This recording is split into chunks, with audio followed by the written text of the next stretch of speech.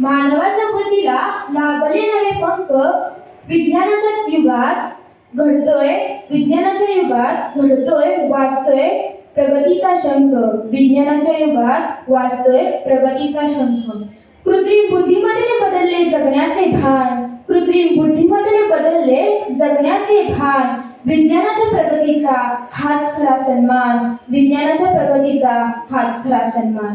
आदरणीय व्यासपीठ आणि यशाची शिखरी घेऊन येणाऱ्या माझ्या बालमित्र मैत्रिणींनो, आज या विज्ञान आणि तंत्रज्ञानाच्या युगात उभे राहून मी एक असा विषय मांडणार आहे जो फक्त विषय नाही तर आपल्या सर्वांचे उद्याचे आयुष्य आहे, उद्याचे भविष्य आहे, अर्थात कृत्रिम बुद्धिमत्ता आणि भविष्य.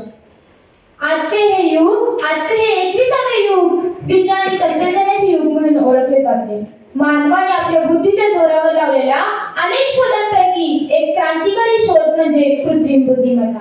एखाद्या संगणक प्रणालीला किंवा रोबोटला मानवाप्रमाणे विचार करण्याची, शिकण्याची आणि निर्णय घेण्याची क्षमता जेव्हा प्राप्त होते तेव्हा त्या तंत्रज्ञानास कृत्रिम बुद्धिमत्ता असे म्हटले जाते. आज आपल्या सर्वांच्या हातात असलेल्या सेलफोन पासून ते अवकाशात सोडलेल्या उपग्रहांपर्यंत सर्वत्र AI आहे. मित्र हो, इतिहासात कधी काळी लागलेल्या चाकाच्या शोधामुळे अख्खं जग बदललं. कधी वीज आली आणि रात्र उजळली, कधी संगणक आला आणि लांबचं जग जवळ आलं. आज आपण अशाच एका महापुराच्या उंबरठ्यावर उभे आहोत. त्या महापुराचे नाव आहे AI, आर्टिफिशियल इंटेलिजन्स. पण हा महापूर आपल्याला वाहून नेणार नाही, तर तो आपल्याला पुढे नेणार आहे. तो आपल्याला पुढे घडवणार आहे. पण फक्त त्यांनाच तो पुढे नेणार जे पोहायला शिकतील. म्हणजे आजच्या या युगात AI समजून घेणं ही काळाची गरज आहे, फॅशन नाही. मला सर्वात मोठं कौतुक वाटतं ह्या AIच्या युगामध्ये शाळा आणि डॉक्टर कसे असतील. उद्याच्या वर्गात पाठांतर नसेल, समज असेल. AI प्रत्येक मुलाची ताकद आणि कमजोरी ओळखेल. ज्याला गणित येत नाही त्याला कवितेतून गणित शिकवेल. जे मूकबधीर आहेत त्यांना AIचे डोळे आणि कान मिळतील. नापास हा शब्दच शाळेतून हद्दपार होईल, कारण AI प्रत्येकाला त्याच्या गतीनुसार पास होईपर्यंत शिकवेल. उद्याचा डॉक्टर आपल्या आजाराची वाट बघणार नाही. कारण आपल्या स्मार्टवॉचच आपल्याला सांगेल तुझी शुगर वाढली आहे, तुझी साखर वाढली आहे, गोड खाणं बंद कर. एखादं मोठं ऑपरेशन करायचं आहे तर मुंबईचा एक तज्ञ डॉक्टर कोल्हापूरच्या खेड्यातल्या एका माणसावर AI रोबोटच्या साहाय्याने शस्त्रक्रिया करेल. AI रोबोटच्या साहाय्याने उपचार करेल. म्हणजे जगातला कोणताही डॉक्टर कोणत्याही माणसासाठी कुठेही कसाही कधीही केव्हाही उपलब्ध असेल. पण एक गोष्ट लक्षात ठेवा, AI आपल्याला रिपोर्ट्स वाचून दाखवेल, पण काळजी करू नको, मी आहे ना, असं बोलणारं, असं धीर देणारं डॉक्टरांचं प्रेमळ वाक्य फक्त माणसाकडूनच येईल. हा सर्वात जास्त विचारला जाणारा प्रश्न, AI मुळे नोकऱ्या जातील का? माझं ठाम उत्तर आहे, AI मुळे नोकऱ्या जाणार नाही, नोकऱ्यांचे स्वरूप बदलेल. रोज त्याच कंटाळवाणी वाटणारी कामं, अवघड कामं AI एका सेकंदात करेल. पण जिथे मनाची आणि बुद्धीची गरज आहे ती कामं माणूसच करेल. उद्याच्या जगात AI ट्रेनर ही नोकरी असेल. AI ला कविता कशी शिकवायची हे सांगणारा माणूस असेल.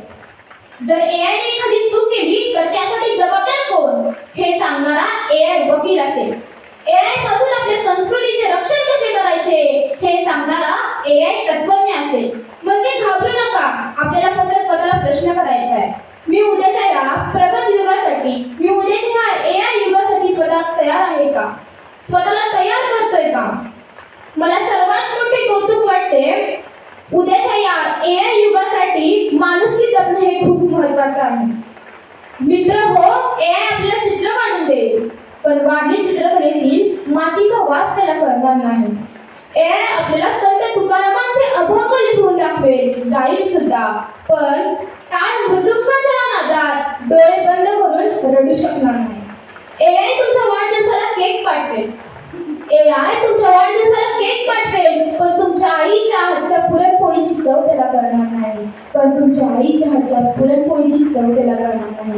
म्हणजे भविष्यातील युद्ध हे AI विरुद्ध माणूस नाही आहे. तर संवेदना विरुद्ध सुविधा आहे. तर संवेदना विरुद्ध सुविधा आहे. आपण जर फास्ट आयुष्याच्या मागे लागलो, आपण जर जलद आयुष्याच्या मागे लागलो, तर आपण स्वतःच यंत्र होऊन बसू. आपण स्वतःच यंत्र होऊन बसू. पण आपण जर सुंदर, सुखी, आनंदी आयुष्य जगलो, तर यंत्र आपली गुलाम बनतील. यंत्र आपली गुलाम बनतील. म्हणून मला सुरेश कविवर्य सुरेश भट यांची काही ओळी म्हणाव्याशा वाटतात. लाभले आम्हास भाग्य बोलतो मराठी. लाभले आम्हास भाग्य बोलतो मराठी. झालो खरेच धन्य ऐकतो मराठी. झालो खरेच धन्य ऐकतो मराठी. यात काही ओळी मला अशा ऍड कराव्या वाटतात की उद्याचा भारत घडवू आम्ही. उद्याचा भारत घडवू आम्ही वापरून AI आणि मराठी. उद्याचा भारत घडवू आम्ही वापरून AI आणि मराठी. मित्र हो, उद्याचं भविष्य हे आधी लिहिलेलं पुस्तक नाही आहे, तर ती एक कोरी पाटी आहे. आणि त्या कोऱ्या पाटीवर माणूस आणि AI मिळून एक सुंदर कथा लिहिणार आहे. आणि त्या कथेचा विलन AI नसणार आहे, तर आपला आळस आणि अज्ञान असणार आहे. त्यामुळे उठा, जागे व्हा, कारण भविष्य वाट बघत नाही, ते आपल्याला स्वतः घडवायचं आहे. आणि आपल्या पुढचं भविष्य हे AIचं भविष्य नाही आहे, माणूस अधिक AIचं भविष्य आहे. हे सर्वांनी लक्षात ठेवणं खूप गरजेचं आहे. म्हणून मला म्हणावेसे वाटते, यंत्रांच्या युगात विसरू नका माणुसकीची नाती. यंत्रांच्या या युगात विसरू नका माणुसकीची नाती. तंत्रज्ञानाच्या सोबतीने घडवूया सोन्याची माती. तंत्रज्ञानाच्या सोबतीने घडवूया सोन्याची माती. बुद्धी कृत्रिम असली तरी विवेक असावा आपला. बुद्धी कृत्रिम असली तरी विवेक असावा आपला. तरच हा प्रगतीचा मार्ग ठरेल सुंदर आणि आपला.